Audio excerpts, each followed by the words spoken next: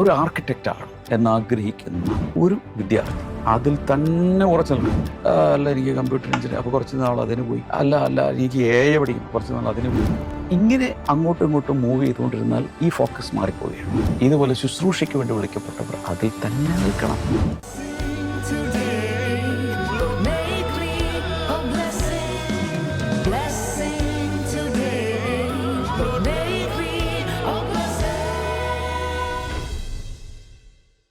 Blessing ടുഡേയിലേക്ക് എല്ലാ പ്രിയപ്പെട്ടവരെയും ഞാൻ ഒരിക്കൽ കൂടെ സ്വാഗതം ചെയ്യുകയാണ്.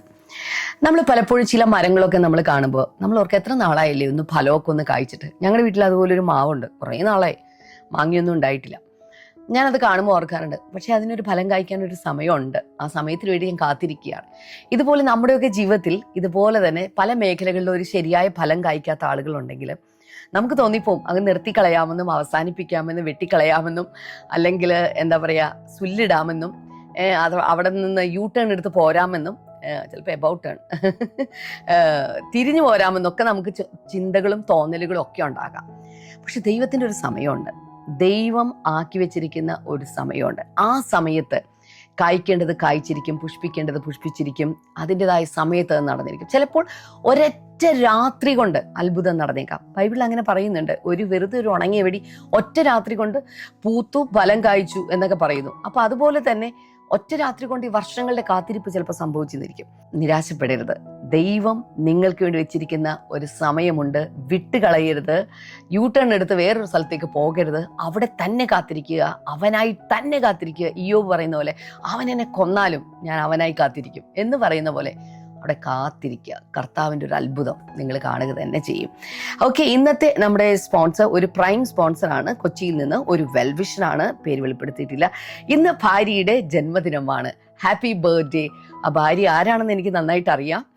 എനിവേ പേര് വെളിപ്പെടുത്തിയിട്ടില്ലാത്തതുകൊണ്ട് ഞാൻ വെളിപ്പെടുത്തുന്നില്ലെന്ന് മാത്രമേ ഉള്ളൂ. കർത്താവ് ധാരാളമായിട്ട് അനുഗ്രഹിക്കട്ടെ. എല്ലാവിധ നന്മകളും അനുഗ്രഹങ്ങളും കർത്താവ് ചൊരിയട്ടെ.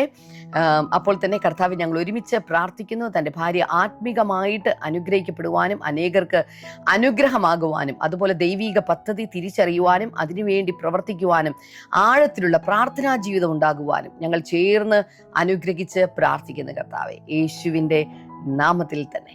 ആമേൻ. കർത്താവ് ധാരാളമായിട്ട് അനുഗ്രഹിക്കട്ടെ. ഇത് സ്പോൺസർ ചെയ്തതിന് പ്രത്യേകമായിട്ടുള്ള നന്ദിയും സ്നേഹത്തെയും ഞാൻ അറിയിക്കുകയാണ്. കർത്താവിൻ്റെ കൃപകളും അനുഗ്രഹങ്ങളും എല്ലാം പകരട്ടെ.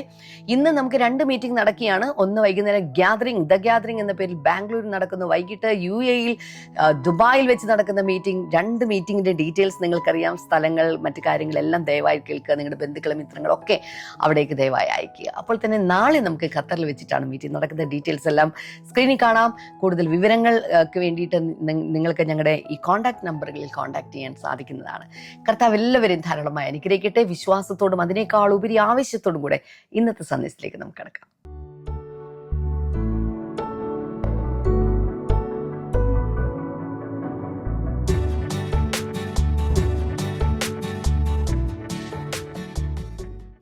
Welcome back. ഇന്ന് ജൂൺ 26 ഫ്രൈഡേ.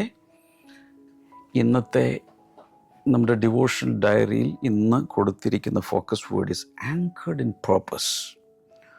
ഉദ്ദേശ്യത്തിൽ നങ്കൂരമിട്ടവർ. ഫോക്കസ് വേഴ്സ് നോക്കാമോ? Psalm 138 and verse number 8. 138 സങ്കീർത്തനം 8ാമത്തെ വചനമാണ്. The Lord will fulfill his purpose for me. ദൈവം, കർത്താവ്, യഹോവ അവൻ്റെ ഉദ്ദേശ്യങ്ങളെ എന്നിൽ നിറവേറ്റും. അതെൻ്റെ പരിഭാഷയാണേ. ഡെക്ലറേഷൻ നോക്കുക. God's purpose anchors my soul. എന്നെക്കുറിച്ചുള്ള ദൈവത്തിൻ്റെ ഉദ്ദേശ്യം എൻ്റെ ആത്മാവിൻ്റെ നങ്കൂരമായി തീരുന്നു. I will not drift from his calling or design. ദൈവത്തിന് എന്നോടുള്ള വിളിയെയോ എനിക്ക് വേണ്ടിയുള്ളവൻ്റെ രൂപരേഖയെയോ ഡിസൈനോ അതിൽ നിന്ന് ഞാൻ ഒരിക്കലും വഴുതിപ്പോകുകയില്ല, അല്ലെങ്കിൽ ഒഴുകിപ്പോകുകയില്ല. ബൈബിൾ റീഡിംഗ് പ്ലാൻ അതേ പേജിലുള്ളത് വായിച്ച് ടിക്ക് ചെയ്യുക. Anchored in purpose. പ്രത്യാശയിൽ നങ്കൂരമിട്ട അവസ്ഥയെക്കുറിച്ച് ചില കാര്യങ്ങൾ, പ്രധാനമായും 4 കാര്യങ്ങൾ ഞാൻ നിങ്ങളോട് പറയുന്നു. അതേ പേജിൽ തന്നെ നിങ്ങൾക്ക് എഴുതാൻ. Number 1, God created every life with purpose. അടിസ്ഥാനപരമായി നമ്മൾ മനസ്സിലാക്കേണ്ട ഒരു കാര്യം, ദൈവം ഓരോ ജീവിതത്തെയും അഥവാ ഓരോ വ്യക്തിയെയും വളരെ വ്യക്തമായ ഉദ്ദേശത്തോടു കൂടിയാണ് സൃഷ്ടിച്ചിരിക്കുന്നത്. ദൈവം ഓരോ വ്യക്തിയെയും വളരെ പ്രത്യേകതയുള്ള സ്പെസിഫിക്കായ ഉദ്ദേശങ്ങളോടുകൂടി സൃഷ്ടിച്ചിരിക്കുന്നു. ദാവീദ് ഇവിടെ പറയുന്നൊരു കാര്യം, the Lord will fulfil his purpose for me. ദൈവത്തിന് എന്നെക്കുറിച്ചുള്ള തൻ്റെ ഉദ്ദേശ്യം എന്നിൽ നിറവേറ്റും.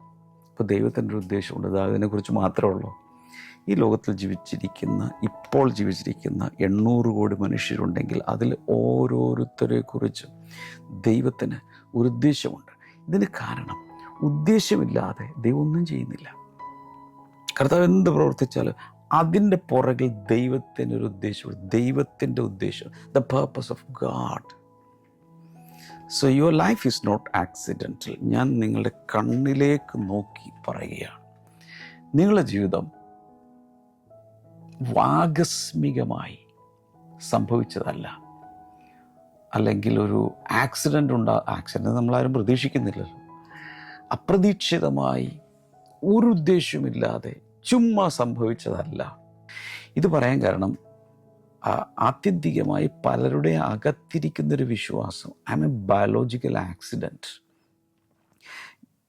ജൈവശാസ്ത്രപരമായി ഒരു അപകടം നടന്നതാണ് ഞാനെന്ന് ചിന്തിക്കുന്ന ഒത്തിരി പേരുണ്ട്. എന്ന് വെച്ചാൽ എൻ്റെ മാതാപിതാക്കൾ അവരെ ഇഷ്ടപ്പെട്ടു, സ്നേഹിച്ചു, അവർ കല്യാണം കഴിച്ചപ്പോൾ ഉണ്ടായ ഒരു ഉൽപ്പന്നം മാത്രമാണ് ഞാൻ എന്ന് ചിന്തിക്കുന്ന ഒത്തിരി പേരിന്ന് ഭൂമുഖത്ത് ജീവിച്ചിരിപ്പുണ്ട്.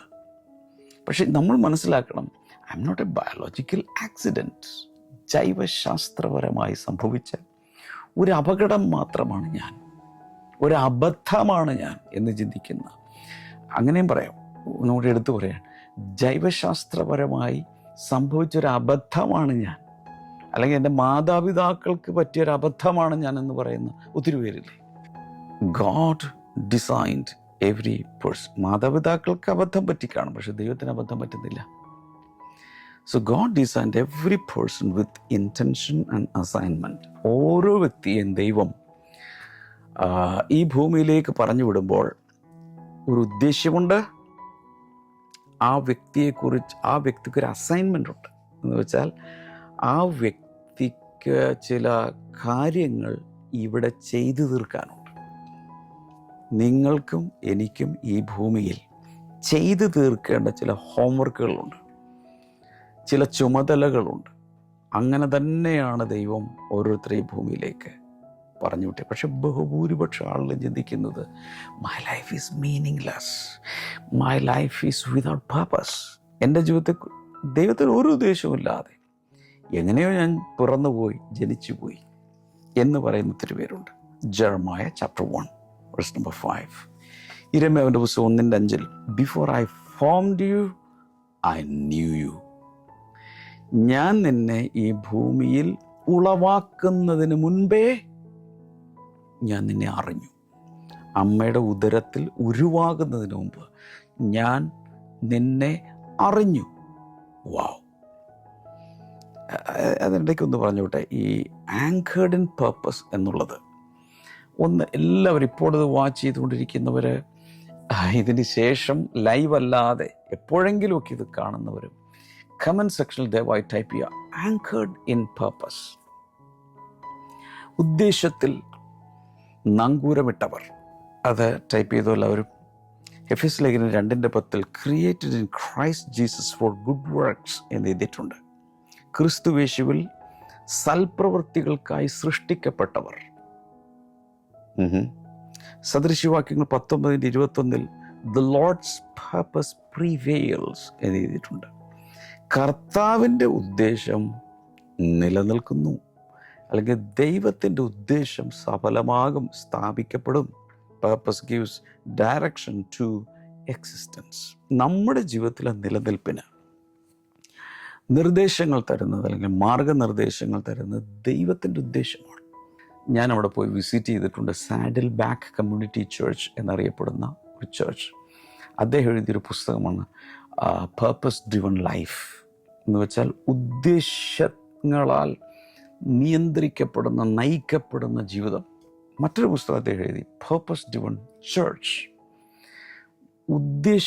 ഒരു ഉദ്ദേശ്യത്തോടുകൂടെ, ഉദ്ദേശ്യത്താൽ നയിക്കപ്പെടുന്ന സഭ. രണ്ടിൻ്റെ പ്രത്യേകം, ഒരു ജീവിതമായാലും ഒരു സഭയായാലും അതിനൊരു പേർപ്പസ് ഉണ്ടായിരിക്കും. അദ്ദേഹത്തിൻ്റെ ലൈഫിൻ്റെ തീം അതാണ്, അദ്ദേഹത്തിൻ്റെ മിനിസ്ട്രിയുടെ തീം അതാണ്. അതുകൊണ്ട് ആ ചർച്ച് ലോകത്തിലെ എല്ലാ രാജ്യങ്ങളിലും മിഷൻ പ്രവർത്തനങ്ങൾ നടത്തിയ എല്ലാ രാജ്യങ്ങളിലും ചർച്ച് പ്ലാൻ ചെയ്തു. അറിയപ്പെടുന്ന എല്ലാ രാജ്യങ്ങളിലും, UN എല്ലാ രാജ്യങ്ങളിലും. So purpose gives direction to existence. നമ്മുടെ ലൈഫിൻ്റെ നിലനിൽപ്പിന് ഒരു നിയോഗം നൽകുന്നതും ഒരു മാർഗനിർദ്ദേശം നൽകുന്നതും ദൈവത്തിന് എന്നെക്കുറിച്ചൊരു ഉദ്ദേശമുണ്ട്. ആ ഉദ്ദേശം കണ്ടെത്തുമ്പോഴാണ് ഒരു സൃഷ്ടി ഏറ്റവും നല്ല പ്രകടനം കാഴ്ചവെക്കുന്നത്, അല്ലെങ്കിൽ ഏറ്റവും നല്ല രീതിയിൽ പ്രവർത്തിക്കുന്നത് ദൈവം എന്തിനു വേണ്ടി സൃഷ്ടിച്ചോ എന്ന ആ ഉദ്ദേശം തിരിച്ചറിയുമ്പോഴാണ്. നമ്മുടെ കാര്യമെടുത്താൽ എന്നെ ദൈവം എന്തിനു വേണ്ടി സൃഷ്ടിച്ചു എന്ന് ഞാൻ മനസ്സിലാക്കുമ്പോഴാണ് ഏറ്റവും നല്ല രീതിയിൽ എനിക്ക് ജീവിക്കാൻ പറ്റുന്നത്. ഒത്തിരി പേർക്ക് ആ ഉദ്ദേശം അറിയില്ല. എന്നെ സാധാരണ ഒരു പല്ലവി കേട്ടിട്ടുണ്ട്, ജനിച്ചതുകൊണ്ട് ഞാൻ ജീവിക്കുന്നു, മരിക്കുന്നവരെ ഞാൻ ജീവിക്കും, അത് കഴിയുമ്പോൾ തന്നെ എല്ലാവരും അടക്കും. ഇങ്ങനെ അവർക്ക് ഒരിക്കലും ദൈവം എന്താണ് എൻ്റെ ജീവിതത്തെക്കുറിച്ച് ഉദ്ദേശിക്കുന്നതെന്നുള്ള പിടുത്തം കിട്ടിയിട്ടില്ല. എന്തുകൊണ്ട് പിടുത്തം കിട്ടുന്നില്ല? അത് സെർച്ച് ചെയ്തിട്ടില്ല. അന്വേഷിക്കണ്ടേ? അന്വേഷിച്ചാൽ കണ്ടെത്തില്ലേ. Number 2, purpose keeps us steady through changing seasons. നമ്മുടെ ജീവിതത്തിൽ കാലഘട്ടങ്ങളും കാലഗതികളും മാറിക്കൊണ്ടിരിക്കും. ഏത് കാലഘട്ടത്തിലൂടെ പോയാലും പേർപ്പസ് കീപ്സ് അസ് സ്റ്റഡി. ഈ ഉദ്ദേശമുണ്ടെങ്കിൽ നമ്മളെ അത് ആ സ്ഥിരതയിൽ പിടിച്ചു നിർത്തും. എൻ്റെ ലൈഫ് എടുത്താൽ ഭയങ്കരമായ വെല്ലുവിളികളിലൂടെ, എന്ന് വെച്ചാൽ സകലവും തീർന്നു എന്ന സാഹചര്യങ്ങളിലൂടെ എൻ്റെ ലൈഫ് പോയിട്ടുണ്ട്. പക്ഷെ അവിടെയും എന്നെ പിടിച്ചു നിർത്തിയെന്ന് ദൈവം എന്നെ വിളിച്ചിട്ടുണ്ട്. ദൈവത്തിന് എന്നെക്കുറിച്ചൊരു ഉദ്ദേശമുണ്ട്. ഇത് തിരിച്ചറിയുമ്പോഴാണ് അങ്ങനെയുള്ള കാലഘട്ടങ്ങളിലും പിടിച്ചു നിൽക്കാൻ സാധിക്കുന്നത്. When purpose is clear, distractions lose power. Purpose, ഉദ്ദേശം വ്യക്തമാണെങ്കിൽ നമ്മുടെ ജീവിതത്തിലെ ഡിസ്ട്രാക്ഷൻസ് നമ്മെ ലക്ഷ്യത്തിൽ നിന്നും എങ്ങനെ വികർഷിക്കുന്ന, അല്ലെങ്കിൽ നമ്മളെ വേറെ ദിശയിലേക്ക് കൊണ്ടുപോകുന്ന ശക്തികൾക്ക് അതിൻ്റെ ശക്തി നഷ്ടപ്പെടും. എപ്പോൾ നമുക്ക് വ്യക്തമായി ദൈവത്തിൻ്റെ ഉദ്ദേശം അറിയാമെങ്കിൽ, അതിനെക്കുറിച്ച് ക്ലാരിറ്റി ഉണ്ടെങ്കിൽ. So Paul endured hardship because he remained focused on assignment. പൗലോസിൻ്റെ ജീവിതത്തിൽ, അപ്പോസ്തലനായ പൗലോസിൻ്റെ ജീവിതത്തിൽ അതിഭയങ്കരമായ കാഠിന്യമുള്ള ചാപ്റ്ററുകളിലൂടെ തൻ്റെ ജീവിതം പോകുമ്പോൾ തനിക്ക് എപ്പോഴും ആ ഫോക്കസിൽ തന്നെ പിടിച്ചു നിൽക്കാൻ കഴിഞ്ഞത് തൻ്റെ ജീവിതത്തിൽ അപ്പോസ്തലപ്രവൃത്തികൾ 9-ാം അധ്യായത്തിൽ താൻ നട്ടുച്ചയ്ക്ക് യേശു കർത്താവ് സൂര്യനെ കവിയുന്ന പ്രകാശത്തിൽ പ്രത്യക്ഷപ്പെടുമ്പോൾ അവിടെ നിന്ന് താഴെ വീഴുന്ന സമയത്ത്, അതിനുശേഷം അനന്യാസിൻ്റെ ശുശ്രൂഷയിൽ ആയിരിക്കുന്ന സമയത്തൊക്കെ താൻ ദൈവത്തിൽ നേരിട്ട് കേട്ടൊരു സംഭവമുണ്ട്. എന്താണത്? നിരവധി കഷ്ടതകളിലൂടെ നീ പോകുമെങ്കിലും രാജാക്കന്മാരുടെ മുമ്പിലും വിവിധ കോടതികളുടെ മുമ്പിലും ഒക്കെ നീ എൻ്റെ സാക്ഷിയാകും. ആ ഒരു ദൈവത്തിൻ്റെ ഉദ്ദേശത്തെക്കുറിച്ച് തനിക്ക് ബോധ്യമുള്ളത് കൊണ്ടാണ് ഈ വലിയ പ്രയാസങ്ങൾ താൻ പിടിച്ചു നിന്നത്. Nehemiah refused distraction while rebuilding the wall. യെരൂശലേമിൻ്റെ മതിലുകൾ പണിയുന്ന സമയത്ത് നെഹമ്യാവ് അതിൽ തന്നെ ഉറച്ചു നിൽക്കാൻ ഒരു കാരണമുണ്ട്. എന്താണ് കാരണം? തനിക്കറിയാം ദൈവത്തിൻ്റെ നിയോഗമാണ്, ഇത് ദൈവത്തിൻ്റെ ഉദ്ദേശമാണ്, സമയമായി. ഫിലിപ്പി ലേഖനം 3-ാം അധ്യായം 13-14, press on toward the goal.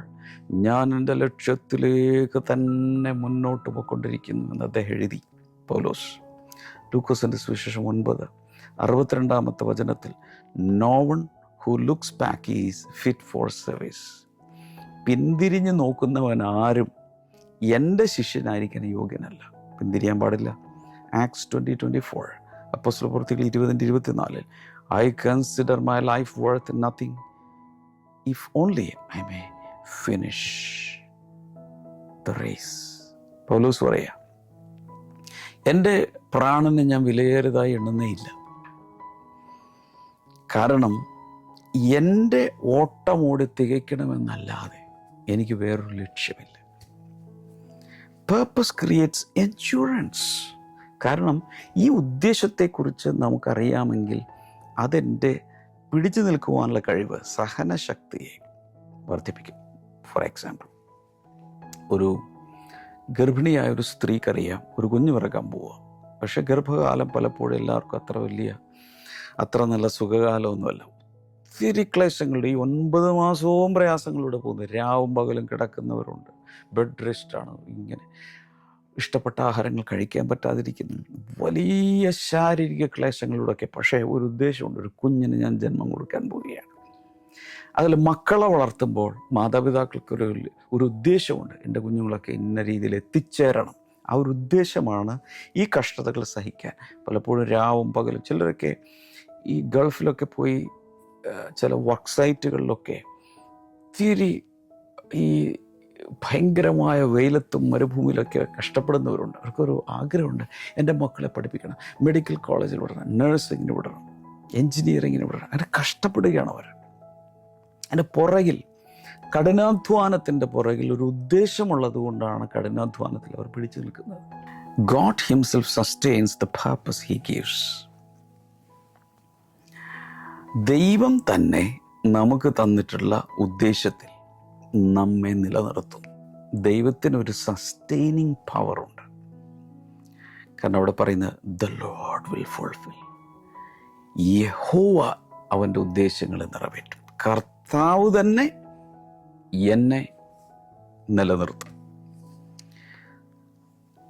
The burden of fulfilment does not rest on human strength alone. അപ്പം ഈ നിറവേറാനുള്ള, ഈ ഉദ്ദേശം നിറവേറണമല്ലോ, ദൈവത്തിൻ്റെ ഉദ്ദേശം നിറവേറണം. ആ ഭാരം, ആ ഉത്തരവാദിത്വം does not rest on human strength alone. ഒരു മനുഷ്യൻ്റെ ശക്തി കൊണ്ട് മാത്രം ഇതൊരിക്കലും സാധ്യമാകാൻ പോകുന്നില്ല. God not only gives the purpose, he supports it. കർത്താവ് ഒരു ലക്ഷ്യം നമുക്ക് തരിക മാത്രമല്ല ചെയ്യുന്നത്, ഒരു ഉദ്ദേശം നമുക്ക് തരിക മാത്രമല്ല ചെയ്യുന്നത്, അവൻ അതിനെ സപ്പോർട്ട് ചെയ്യും, പിന്താങ്ങും, കൈത്താങ്ങ് തരും. വീഴാതെ വണ്ണം നമ്മെ താങ്ങി നിർത്തുവാൻ അവൻ്റെ കൈകൾക്ക് സാധിക്കും. യേശയ്യാവിൻ്റെ പുസ്തകം 46:4 പറയുന്നത്, I have made you and I will carry you. ഞാനാണ് നിന്റെ നിർമ്മാതാവ്, ഞാനാണ് നിന്നെ സൃഷ്ടിച്ചത്, ഞാൻ നിന്നെ താങ്ങും. 1 Thessalonians 5:24. 1 തെസ്സലോനിക്കർ 5:24 പറയുന്നത്, The one who calls you is faithful. നിങ്ങളെ വിളിച്ചിരിക്കുന്ന ദൈവം വിശ്വസ്തനാകുന്നു. സങ്കീർത്തനങ്ങൾ 57:2 പറയുന്നത്, God fulfills his purpose for me. എനിക്ക് വേണ്ടിയുള്ള അവൻ്റെ ഉദ്ദേശങ്ങൾ അവൻ നിറവേറ്റും. What God ordains, he also empowers. ദൈവം ഒരു കാര്യം കൽപ്പിച്ചാൽ അവനതിനെ ശക്തീകരിക്കുകയും ചെയ്യും. So number 4, anchored purpose produces stability and peace. നാം ദൈവത്തിൻ്റെ ഉദ്ദേശത്തിൽ നങ്കൂരമിട്ട്, എന്ന് വെച്ചാൽ ഉറച്ച് നിൽക്കുന്നുവെങ്കിൽ ആ നിൽപ്പ് ഉളവാക്കുന്നത് സ്ഥിരതയും സമാധാനവുമാണ്. നമുക്കൊരു സ്ഥിരത ഉണ്ടാവും, മാത്രമല്ല നമ്മൾ വളരെ പീസ്ഫുൾ ആയിരിക്കുകയും ചെയ്യും. People drift easily when they lose sight of purpose. അവരുടെ ജീവിത ലക്ഷ്യം നഷ്ടപ്പെട്ടു കഴിഞ്ഞാൽ അവർ എന്തിലെങ്കിലുമൊക്കെ ഇങ്ങനെ ഒഴുകിപ്പോകും. Purpose helps determine priorities, decisions, relationships and direction.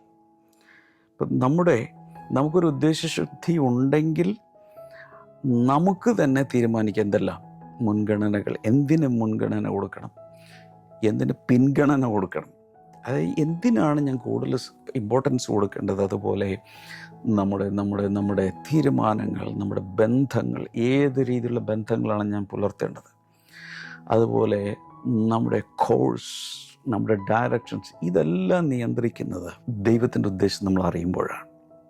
കൊലോസ്യ ലേഖനം 3:23 work heartily as unto the Lord.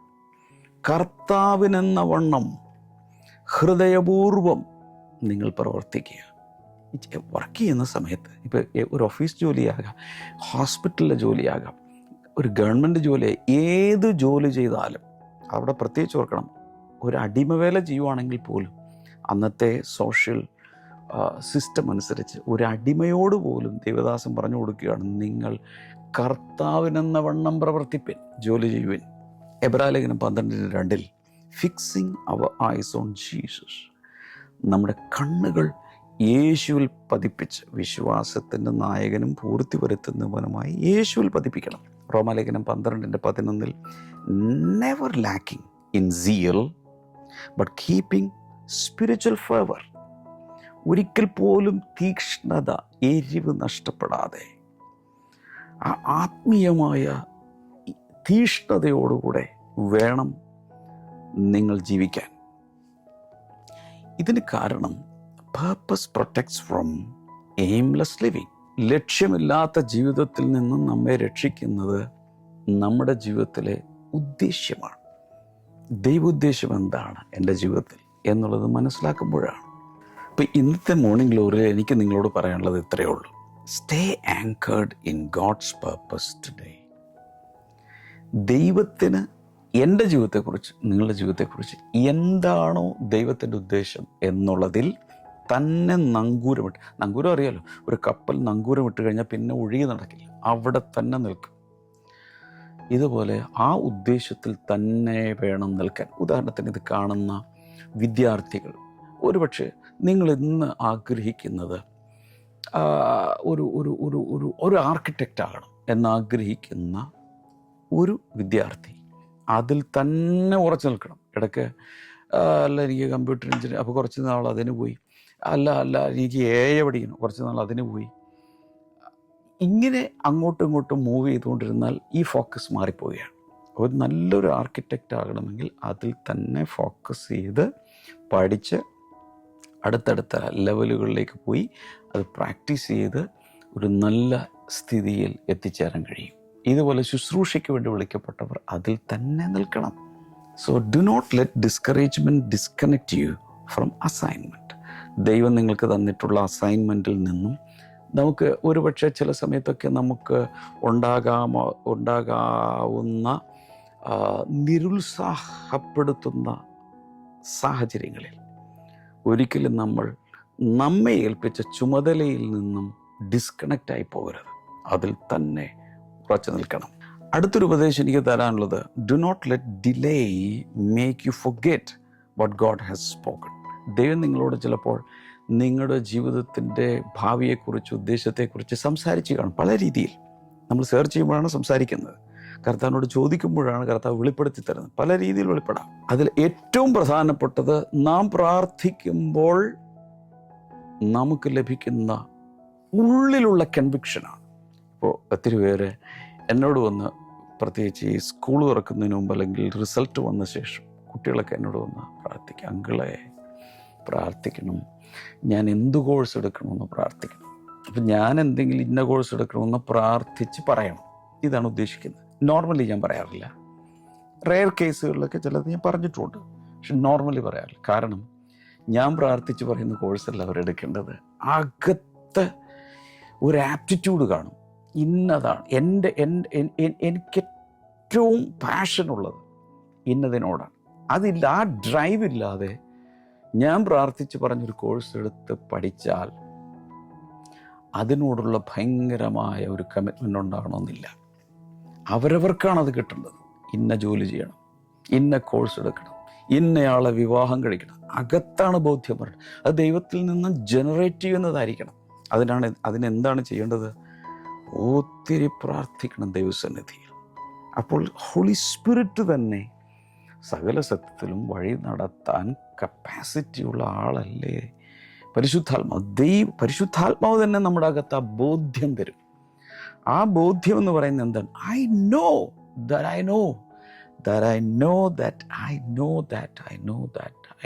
that this is God's purpose for me.